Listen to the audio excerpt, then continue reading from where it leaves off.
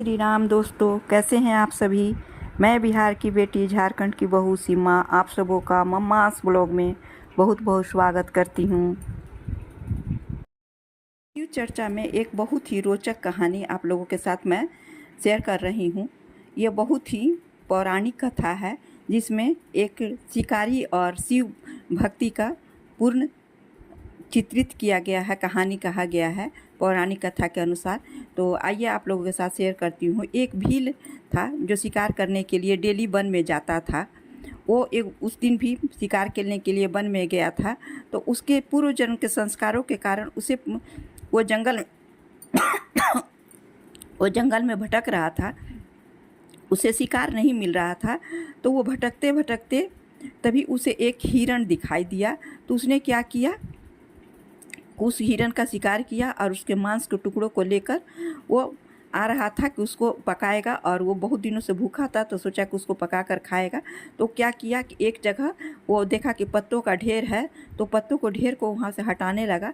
तो उसे दिखाई दिए शिवलिंग एक दिखाई दिया।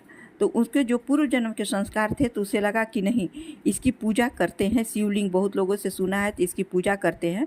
तो वो क्या किया था कि मुंह में पानी भर के लाया था जिसे कुल्ला करने के लिए। तो मुंह में ऐसे ही रखा हुआ था। तो उसने शिवलिंग को स्नान कराने के लिए उस कुल्ले से भगवान का स्नान करा दिया। और उसके बाद उसे साफ़ करने के लिए वो पैरों से उसे रगड़ रगड़ कर साफ़ किया। उसके बाद कुल्ले से उसे साफ़ किया, जल चढ़ाया। और उसके बाद वो जो मांस लेकर आया था, हिरण का मांस, उसे शिवलिंग पर चढ़ा दिया। इस तरह वो डेली आता, शिकार करता और शिवलिंग पर मांस चढ़ाकर और जल चढ़ाकर अर्पित करके वो डेली चला जाता था। ये उसके डेली का नियम बन गया था कि वो डेली अब वो पूजा इसी तरह करता था। और लेकिन एक पुजारी भी था जो सुबह सुबह वो भी आता था पूजा करने के लिए। तो डेली देखता था कि कोई आता है और शिवलिंग पर मांस चढ़ा चला जाता है। वो डेली ऐसा देखने लगा। एक दिन उसको बहुत ही गुस्सा आया कि कौन ऐसा भ्रष्ट व्यक्ति है जो भोले बाबा को मांस अर्पित करके चला जाता है। तो वो क्या किया कि कहा कि आज तो मैं इसे देख कर ही रहूँगा कि कौन भोले बाबा को मांस चढ़ाकर जाता है।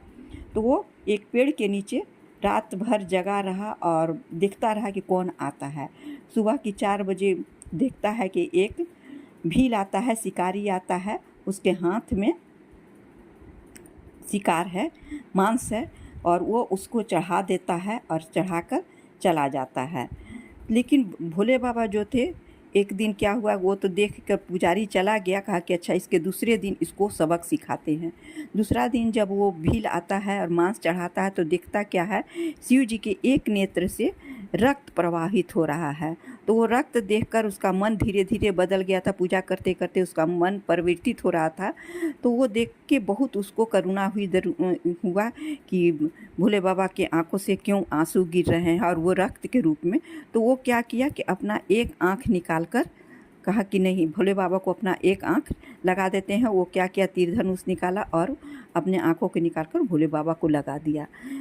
जब देख रहा है कि अरे ये तो दूसरे आँख से उनके रक्त भी प्रवाहित हो रहे हैं, तो वो क्या किया, दूसरे आँख से भी दूसरे आँख को भी अपने धनुष से तीर से आँखों को निकालकर भोले बाबा पर लगा दिया। अब तो भोले बाबा उसकी भक्ति देखकर इतने खुश हो गए कि उन्होंने प्रकट होकर उनके में से एक ज्योतिमय प्रकाश प्रकट हुआ और उसमें से भोले बाबा निकले और बोले कि मैं तुम्हारी भक्ति से बहुत ही खुश हूँ, मांगो तुम क्या मांगना चाहते हो।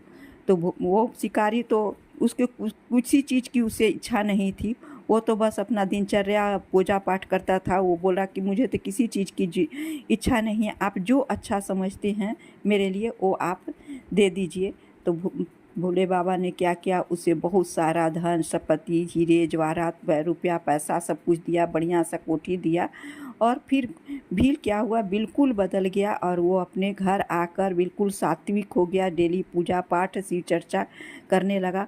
और वो पुजारी ये सब देख के अचंभित हो गया कि यदि सच्चे मन से किसी की पूजा की जाए तो वो आप किसी भी तरह पूजा करें, वो भोले बाबा स्वीकार करते हैं। तो प्रेम से बोलिए।